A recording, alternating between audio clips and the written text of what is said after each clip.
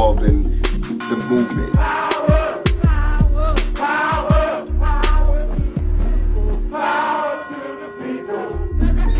You know, just black people bettering themselves and things like that.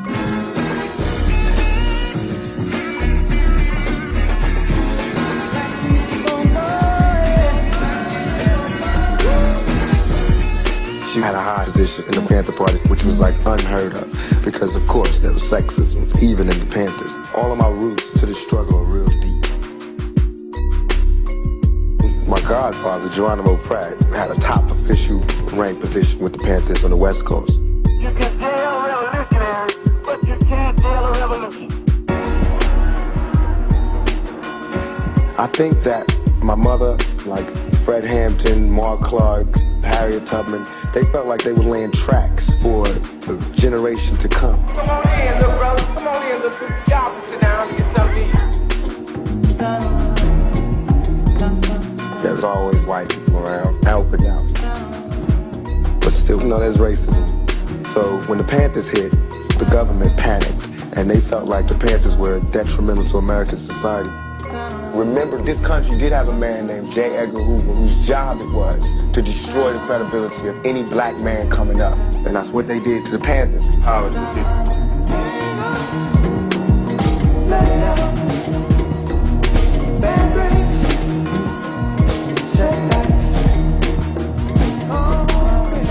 The government raided every Panthers house, especially the ones they felt like could do the most damage as an orator. So they just burst in and put a gun to my mother's head and said, "Don't move, you're under arrest." They treated them like less than human. My mother was pregnant with me while she was in prison. She was her own attorney, never been to law school. She was facing 300 and something odd years. One black woman pregnant beat the case. That just goes to show you the strength of a black woman and the strength of the oppressed.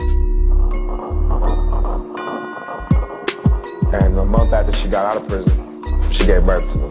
So I was cultivated in prison. My embryo was in prison.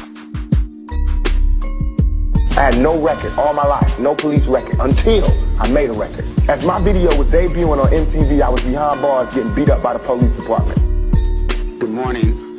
My name is John Burris, and I am here today with my client, Tupac Amour Shakir, as well as other. Basically, I walked across the street, 17th and Broadway. The police officer stopped me on the sidewalk and asked to see my ID.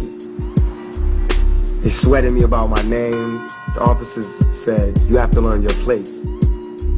They were charging me with jaywalking, so I was riffing, arguing about why would they charge me with such a petty crime. So I kept yelling, asking them to give me my citation and let me go about my business. Next thing I know, my face was being buried into the concrete and I was laying face down in the gutter, waking up from being unconscious in cuffs with blood on my face, and I'm going to jail for resisting arrest. That's harassment to me, that I have to be stopped in the middle of the street and checked like we're in South Africa and asked for my ID. Officer Boyvik repeatedly slammed my face into the floor while Rogers put the cuffs on me. That's not called for jaywalking.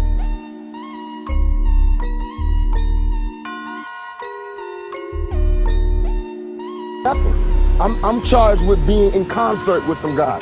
Well, where they at?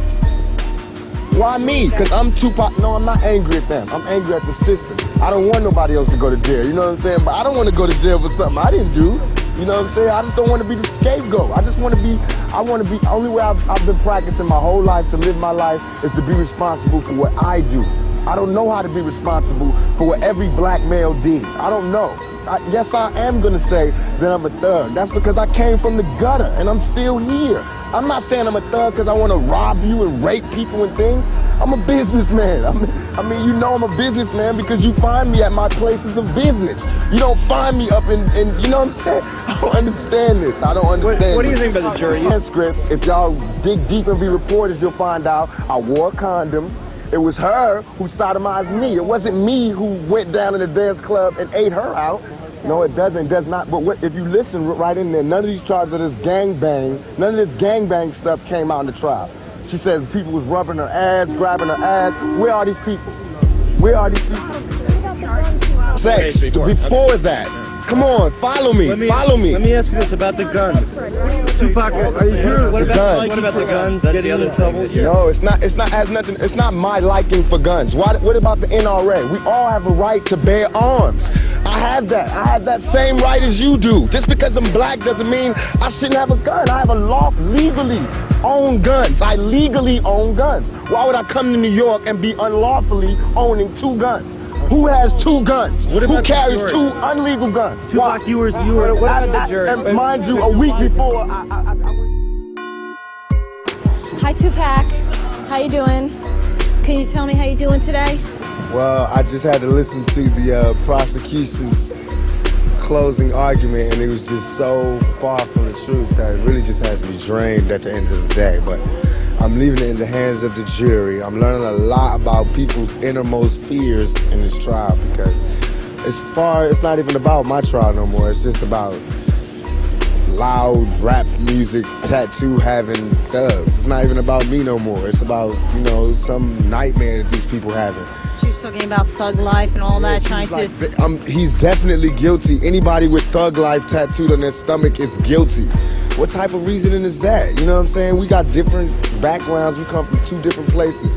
Just because I look different than her doesn't mean that I'm a sodomizer or a raper.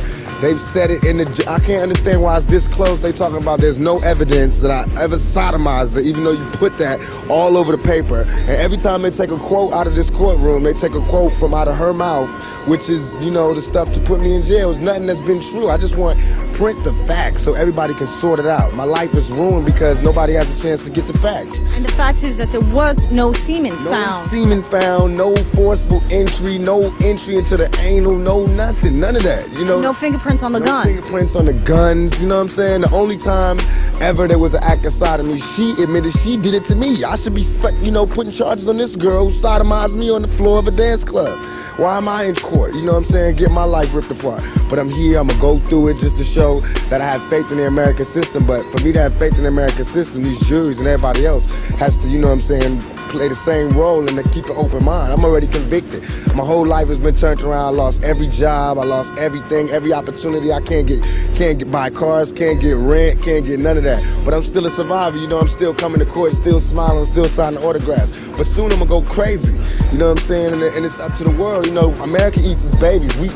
No matter what y'all think about me, I'm still your child, you know what I'm saying? You can't just turn me off like that.